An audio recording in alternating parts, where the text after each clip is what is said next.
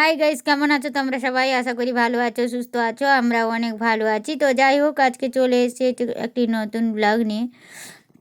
তো একটি নতুন ব্লাউজ কাটিয়ে দেখাবো তোমাদেরকে কীরকম কাটাই না কাটাই। ওটা ছিল প্রিন্স কাট ব্লাউজ। তো অস্ত্রটাকে প্রথমে ধুয়ে ইস্ত্রি করে নিলাম। ইস্ত্রি করে নেওয়া হয়ে গেছে। তারপরে অস্ত্রটাকে, এটা 80 সেন্টিমিটার অস্ত্র আছে। তো অস্ত্রটাকে দুটো ভাঁজ করে নিয়েছি। দুটো ভাঁজ করে এর উপরে আমি যে আমাদের 32 থেকে 34 সাইজের পর্যন্ত কাটানো যায় এই অস্ত্রটা, মানে এই কাগজগুলো বসিয়ে যেরকম মাপ হলে 30 থেকে 34 সাইজ মতো হয়ে যায়। তো অস্ত্রটা বসিয়ে আর এই কাগজগুলো বসিয়ে কেটে নিয়েছি। এখন শাড়ির পিসটা নিয়ে বের করে নেব শাড়িটা থেকে, মানে ব্লাউজের পিসটা বের করে নেব এটা থেকে। তো এই যে পিসটা বের করে নিয়েছি, এই পিসটাকে উল্টো দিক, সোজা দিকটা ভেতরে থাকবে, উল্টো দিকটা থেকে ভাঁজ করব। এটাকেও দুটো ভাঁজ করব।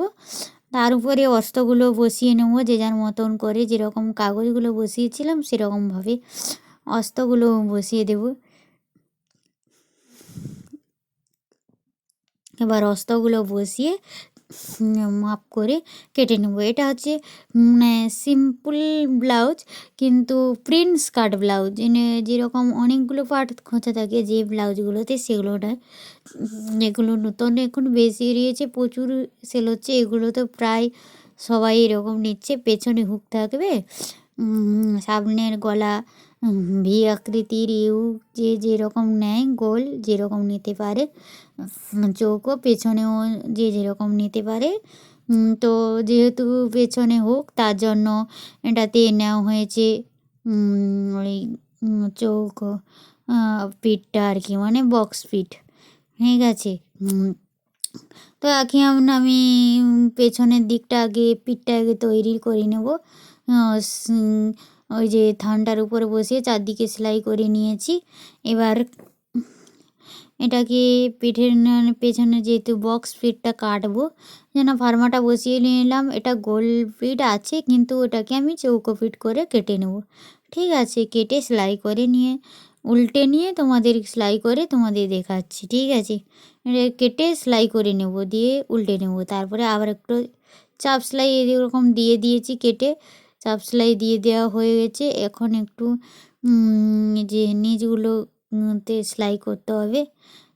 এই যে নিচগুলোতে বলতে ব্লাউজের, সব ব্লাউজের নিচের দিকে একটু একটু একটু করে মারা থাকে। এই যে এই জায়গাটা আর এই জায়গাটা দুটো দিক মারা থাকে, ওগুলো মেরে নিয়েছি। এখন আমি সামনের দিকে যে এটা তৈরি করব, ওটা দিয়ে থানটা তৈরি করে নেব, সামনে যে সাইজটা হবে।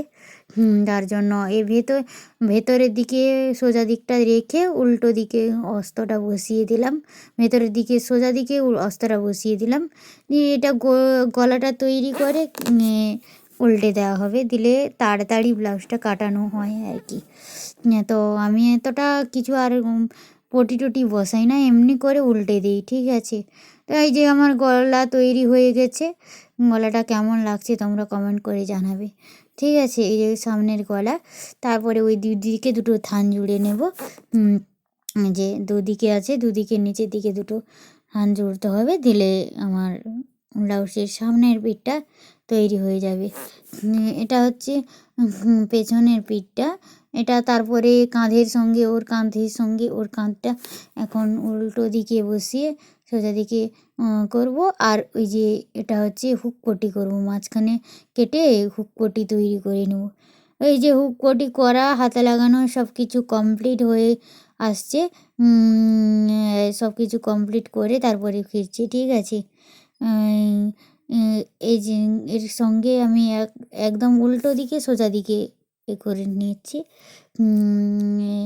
এই যে তৈরি হয়ে গেছে, হুক কোটি লাগানো, এই যে লাগানো হয়ে গেছে হুক। এই হুকটা লাগানো, কোটিটা লাগানো হয়ে গেছে। হুকটা আমি পরে ব্লাউজটা তৈরি হয়ে গেলে হুকটা লাগিয়ে নেব।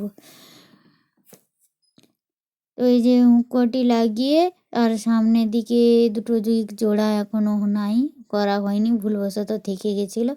তো কাঁধ জুড়ে নেওয়ার পরেও এটা জোড়া যায়, ওই দিকে দুদিকে জোড়া হয়েছিল আমার, মানে কিন্তু আগেই জুড়তে হয়, কিন্তু আমার ভুলবশত কাঁধটা জোড়ে। তারপরে এই যে হাতাগুলো তৈরি করব, এখন হাতাগুলো সোজা দিকে বসিয়ে উল্টো দিকে উল্টে দিলে, দিয়ে চাপ সেলাই দিয়ে দিলে ব্যাস কমপ্লিট। হাতাটা তৈরি করে নেব। এই যে সামনের দিকে দুটো দিকে দু জায়গায় দুটো থান বসবে, সেটা তোমাদের দেখাতে পারছিলাম না, বলছিলাম যে কাঁধ জুড়ে নিয়েছি। তারপরে এই যে দেখিয়ে দিলাম, এই যে ফাঁকা জায়গাগুলো আছে ওই জায়গাগুলো গোল করে বসিয়ে দেওয়া হবে, এই জন্য বসিয়ে দেওয়া হবে। এই যে এর সঙ্গে এটা এরকম উল্টে যাবে, আর ওটার সঙ্গে ওটা এরকম করে উল্টে দেবে, দিয়ে সেলাই করে নেওয়া হবে, তাহলে সামনের পার্ট কমপ্লিট। তো এই যে ব্লাউজ আমার কমপ্লিট হয়ে গেছে। যদি ভালো লাগে তো একটু লাইক করে দিও আর কমেন্ট করবে কেমন লাগছে। আর এই যে তৈরি, এটা ছিল আমার মামার বাড়ির ভাইয়ের, মানে বৌমার, কিন্তু আমার ভাই বউ, মানে মামার ছেলে। তো যাই হোক, আজকের ব্লগটা এখানেই শেষ করছি। সবাই ভালো থেকো, সুস্থ থেকো।